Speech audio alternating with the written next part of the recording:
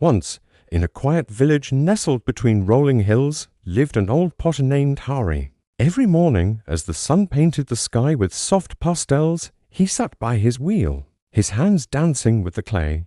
He shaped cups, bowls, and vases, each one a testament to a lifetime of dedication, each more beautiful than the last. But among all his creations, there was one he cherished above all else, a small, unassuming blue cup. He had made it for his wife years ago, just before she passed away. He never sold it. It was his most prized possession. Every day, without fail, he would clean it, polish it until it shone, and whisper to it softly, "You're all I have left of her."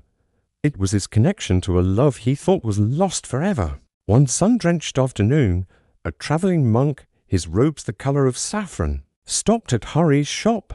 He moved with a quiet grace, his eyes taking in the arrays of pottery.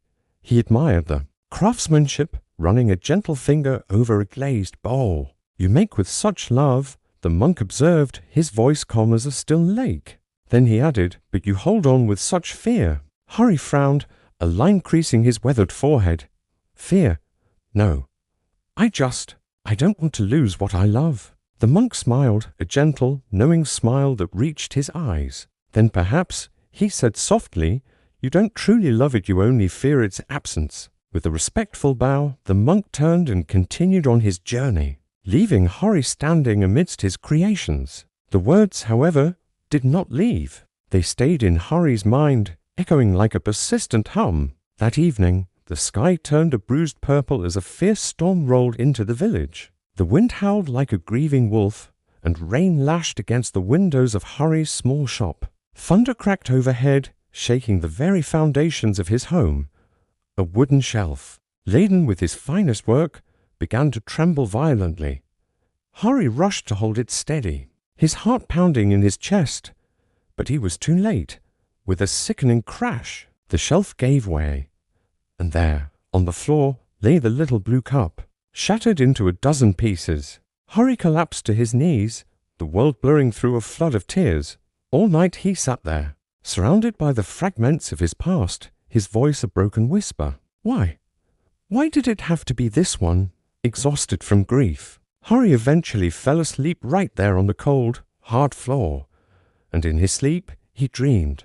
He saw his wife not as a fading memory, but as radiant and smiling as the day he first met her. She reached out, not to the broken cup, but to him. "My love," she said, her voice like the gentlest melody. "You held on so tightly to a cup, but you were never holding on to me. Love doesn't live in clay, Hari. It lives in you. It always has." He tried to touch her, to hold her hand one last time, but she faded like morning mist with the rising sun. He woke with a start, tears still fresh on his cheeks, but his heart felt strangely light, strangely calm, as the first rays of morning light streamed through the window, illuminating the dust motes dancing in the air. Hari gathered the broken pieces of the blue cup. An idea began to form, a memory of a story told by travelers from Japan. Instead of throwing the fragments away, he began to painstakingly reassemble them. He didn't use simple glue. He used a special golden resin, a technique called kintsugi. He worked for hours, his hands steady, his purpose clear. When he was finished, the cup was whole again. It was imperfect, laced with a web of golden scars, but it was breathtakingly beautiful. It glowed, not despite its cracks, but because of them. He held it up to the light and whispered, "You're not broken anymore. You've become something new." Months passed. The seasons turned, and the memory of the storm faded. One day, the same monk returned to the village. He stopped by Hari's shop, and his eyes immediately fell upon the golden cup sitting proudly on the main display. A wide, genuine smile spread across his face. "Ah," he said, his voice filled with warmth. "So, you learned to let go?" Hari nodded, a peaceful smile on his own face. "I didn't lose the cup, monk," he replied. "I lost my fear of losing it." The monk laughed softly, a sound like wind chimes. "Then you have mastered the lesson most of us never learn," he said. "Everything breaks, but not everything is lost." They sat together in comfortable silence, watching the morning sun reflect off the golden cracks, turning scars into streams of light. In life, so much seems to be about holding on, But perhaps the real art is in letting go. Everything changes: people we love, things we own, even the emotions we feel. What we call loss is often just transformation in disguise.